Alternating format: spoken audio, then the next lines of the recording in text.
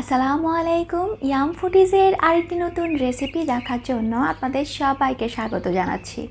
আজকে আমি আপনাদের সাথে শেয়ার করব বাসায় থাকা অল্প কিছু উপকরণে তৈরি খুবই মজার একটি ভ্যানিলা আইসক্রিমের রেসিপি।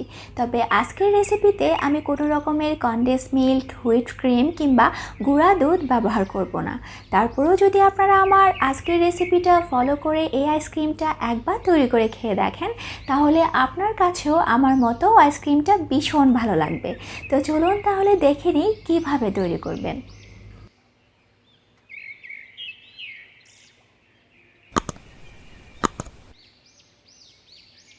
প্রথমে আমি আইসক্রিমের জন্য একটি ক্রিম তৈরি করে নেব। তার জন্য আমি এখানে 1 কেজি পরিমাণ জাল করে নেওয়া দুধ থেকে আধা কাপ পরিমাণ দুধ ছড়িয়ে রেখেছি, যা পরে ব্যবহার করব। আর বাকিটুকু আমি এখানে গরম হতে দিয়েছি।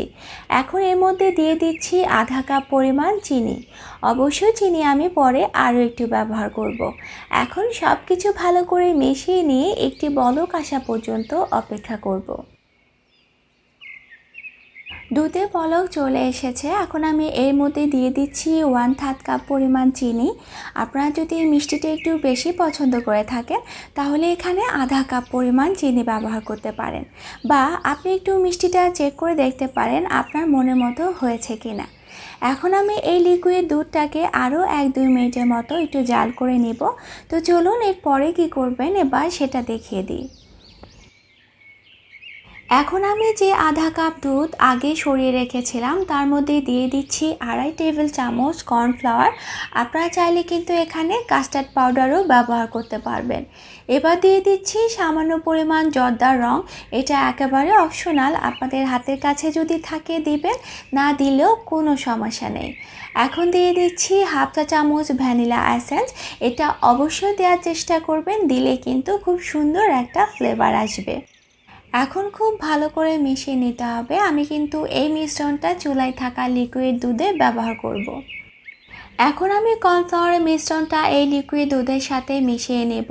তবে একসাথে সবটা দিতে যাবেন না, একটু একটু করে দিবেন এবং কাঠির সাহায্যে আস্তে আস্তে করে নাড়তে থাকবেন। আর আমি এভাবে করেই কিন্তু সবটা কর্নফ্লাওয়ারের মিশ্রণ এই লিকুইড দুধের সাথে মিশিয়ে নেব। কর্নফ্লাওয়ার মেশানো হয়ে গিয়েছে। এখন আমি এর মধ্যে দিয়ে দিচ্ছি সামান্য পরিমাণ লবণ। এখন সব কিছু ভালো করে মিশিয়ে নিয়ে এই মিশ্রণটা কিছুটা ঘন হয়ে যাওয়া পর্যন্ত অপেক্ষা করব। তবে অবশ্যই মাঝে মাঝে নেড়েচেড়ে দিতে হবে, তা না হলে কিন্তু নিচে লেগে যাবে।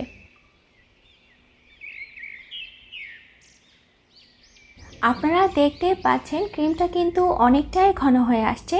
আমি এর চেয়ে বেশি ঘন করব না, কারণ ঠান্ডা হয়ে যাওয়ার পর এই ক্রিমটা আরও একটু ঘন হয়ে যাবে।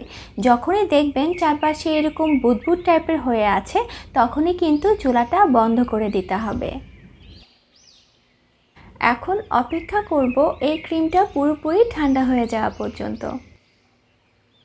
ক্রিমটা ঠান্ডা হয়ে গিয়েছে আর আপনারা দেখতে পাচ্ছেন ক্রিমটা কিন্তু অনেকটাই ঘন হয়ে গিয়েছে। এখন আমি এই ক্রিমটাকে একটি ব্লেন্ডার জারে নিয়ে নিচ্ছি।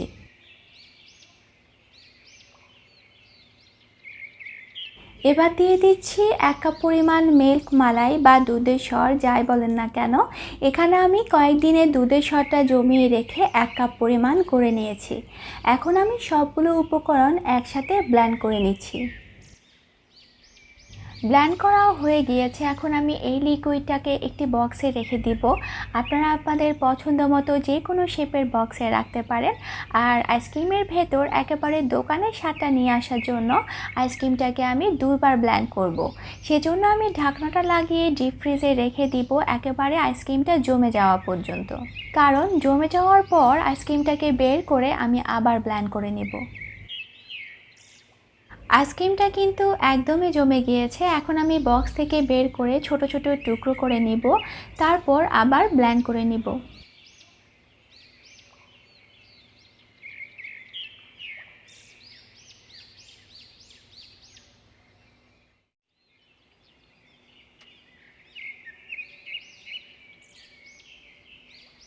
খুব ভালো করে ব্লেন্ড করে নিতে হবে, যেন কোনো রকমের দানা দানা অংশ না থাকে। ব্লেন্ড করাও হয়ে গিয়েছে। এখন আমি এই আইসক্রিমটাকে আবার আগের বক্সটাতেই রেখে দিচ্ছি। তবে আপনি যদি আইসক্রিমটার স্বাদ অনেক বেশি বাড়াতে চান তাহলে পুরো আইসক্রিমটার সাথে কাঠবাদাম কুচি মিশিয়ে নিতে পারেন। তবে আমি সবটার ভেতর দিচ্ছি না, শুধুমাত্র উপরে একটু কাঠবাদাম কুচি দিয়ে সাজিয়ে নিচ্ছি। আর এভাবে বাদাম কুচিটা দেওয়ার কারণে আইসক্রিমটা খেতে কিন্তু ভীষণ ভালো লাগে। আপনি দোকানের আইসক্রিমের সাথে কোনো রকমের পার্থক্যই খুঁজে পাবেন না। এখন ঢাকনাটা লাগিয়ে আইসক্রিমটাকে আবার ডিপ ফ্রিজে রেখে দিচ্ছি পুরোপুরি জমে যাওয়া পর্যন্ত। অল্প কিছু উপকরণ দিয়ে করা ভ্যানিলা ফ্লেভারের আইসক্রিমটা তৈরি হয়ে গিয়েছে। এখন আমি আপনাদেরকে একটু কেটে দেখিয়ে দিচ্ছি ভেতরে কতটা পারফেক্ট হয়েছে। আপনারা হয়তো দেখে বুঝতে পারছেন আইসক্রিমটা কতটা ক্রিমি হয়েছে, আর এর স্বাদ একেবারে অসাধারণ। তো আমার আজকের রেসিপিটা ফলো করে অবশ্যই বাসায় তৈরি করে দেখবেন। রেসিপিটা কেমন লেগেছে জানাতে কিন্তু একদমই ভুলবেন না। আমার চ্যানেলের কোনো রেসিপি ফলো করে যদি কিছু তৈরি করে থাকেন তাহলে আপনার রেসিপির ছবি কিংবা শর্ট ভিডিও আপনি আমার ফেসবুক গ্রুপে শেয়ার করতে পারেন। ফেসবুক গ্রুপের লিংক আমি আমার এই ভিডিওর ডিসক্রিপশান বক্সে দিয়ে দিয়েছি। কথা হবে আপনাদের সাথে অন্য কোনো ভিডিওতে নতুন কোনো রেসিপি নিয়ে। সে পর্যন্ত ভালো থাকবেন সবাই। আল্লাহ হাফেজ।